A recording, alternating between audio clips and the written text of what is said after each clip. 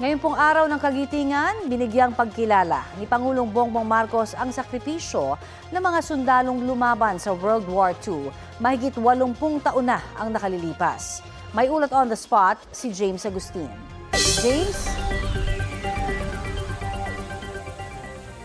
Connie, pinangunahan niya ni Pangulong Bongbong Marcos yung ika-84 na anibersaryo ng Araw ng Kagitingan dito sa Pilar, Bataan. Nag-alay ang Pangulo ng bulaklak sa Mount Samat Shrine kasama sina US Embassy Sergeant d'Affaires Mr. Robert Ewing at Ambassador of Japan to the Philippines, His Excellency Endo Kazuya. Isinagawa rin ang pagpapatunog ng kampana, maging ang pag-unveil sa Czech Volunteers Marker na kumikilala sa mga Czech nationals na piniling depensa ng Bataan noong World War II. Ipinagdiriwang ang Araw ng Kagitingan o Day of Valor para alalahanin ang katapangan at sakripisyo ng mga Pilipino sa Fall of Bataan noong 1942 sa gitna ng World War II. Sa kanyang talumpati, kinilala ng Pangulo ang sakripisyo at kadakilaan ng mga sundalo lumaban sa mga Hapon at ang mga nagbuwis ng buhay sa Bataan Death March, 84 na taon na nakalilipas. Dumalo rin sa programa ang mga war veteran. Sabi ng Pangulo, kailanman ay hindi makakalimutan ng kanilang serbisyo para sa bayan. Tinitiyak din ng pamahalaan ang mga benepisyo para sa kanila.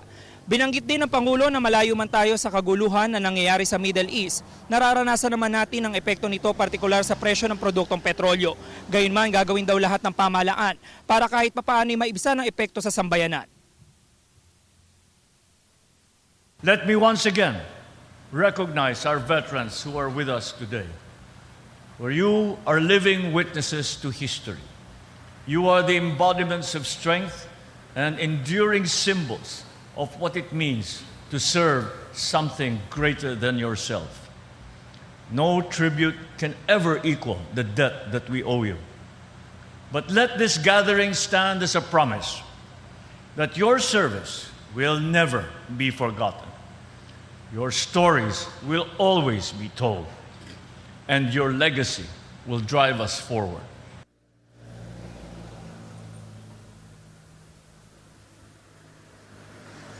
Samantala, Connie, matapos yung programa ay agad din naman umalis ang Pangulo at hindi na siya nakapanayam ng media. Yung manilitas mula po rito sa Pilar, Bataan. Connie? Maraming salamat, James Agustin.